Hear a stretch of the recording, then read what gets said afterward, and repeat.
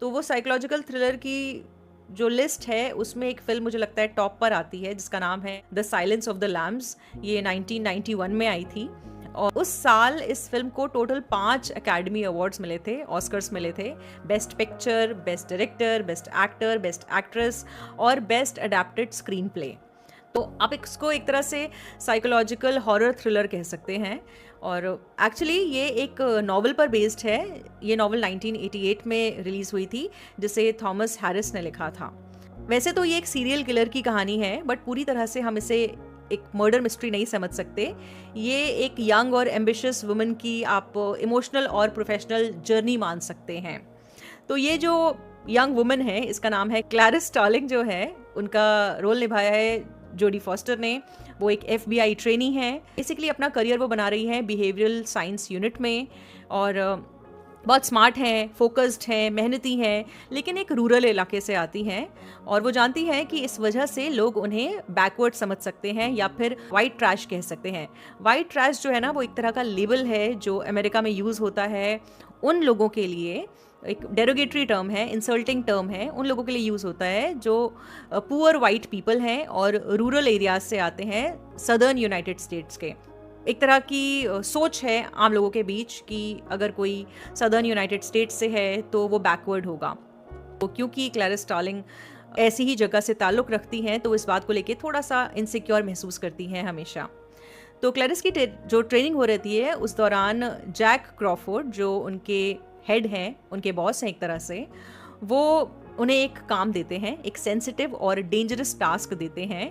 Clarice को जानना है, एक बेसिकली एक सीरियल किलर को करीब से जानना है और इसके लिए उन्हें जाना होगा एक हाई सिक्योरिटी मेंटल फैसिलिटी में, जहां पर बंद है डॉक्टर हैनिबल लेक्टर। जो डॉक्टर हैनिबल लेक्टर है वो एक वक्त पर एक साइकियाट्रिस्ट था, एक साइकोलॉजिस्ट था और उसने कई सारे कत्ल किए थे, जिसकी वजह से अब वो जेल में बंद है। वो सिर्फ एक कातिल नहीं था, एक सीरियल किलर नहीं था, बल्कि एक कैनिबल भी था, यानी कि वो इंसान का मांस खा जाता था। तो 8 साल से ज़्यादा हो चुके हैं उसे एक मैक्सिमम सिक्योरिटी प्रिजन में बंद। वो बिल्कुल आइसोलेटेड है, अकेला रहता है, तो उससे कोई मिलना भी नहीं चाहता है, कोई उसके करीब भी नहीं जाना चाहता है, क्योंकि वो कभी भी अटैक कर सकता है। बहुत वायलेंट और बहुत चालू किस्म का किलर है ये, जिसका रोल निभाया है एंथनी हॉपकिंस ने। अल्टीमेटली क्लैरिस को वहाँ भेजा जाता है ताकि वो हैनिबल लेक्टर से बात करे और एक केस को सुलझाए। अभी फ़िलहाल जो फिल्म में कहानी चल रही है उसमें एक एक्टिव सीरियल किलर है जो कत्ल कर रहा है और इस केस को सुलझाने में चाह रही है फॉरेंसिक यूनिट जो है या फिर बिहेवियरल यूनिट जो है, वो चाह रही है कि लेक्टर जो है वो हेल्प करे। तो ये जो किलर है करंट वाला, जिसको पकड़ने की कोशिश चल रही है, उसको नाम दिया गया है बफेलो बिल। अब बफेलो बिल जो है, उसके जो मर्डर्स हैं उसके पीछे भी एक पैटर्न है। 5 जवान औरतों को मारा गया है।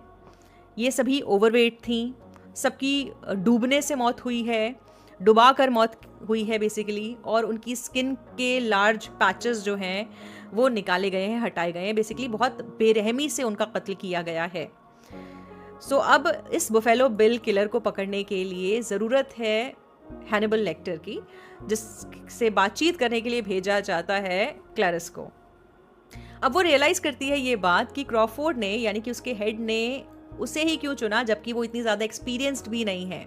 तो ठीक है, वो समझदार है, स्मार्ट है, ये अलग बात है, फोकस्ड है, ये बात और है, लेकिन उसकी एक USP है इस केस में कि वो एक यंग वुमन है और एक तरह से लेक्टर को रिझाने के लिए उसे भेजा जा रहा है कि लेक्टर शायद इससे बात करने में इंटरेस्टेड होगा, शायद इससे बात करने के बहाने ही केस को सॉल्व करने में मदद कर दे, और हो सकता है उसकी जो इमोशनल क्यूरियोसिटी है, इंटेलेक्चुअल क्यूरियोसिटी है, वो बढ़ जाए, वो जग जाए क्लैरिस से मिल के, उससे बात करके।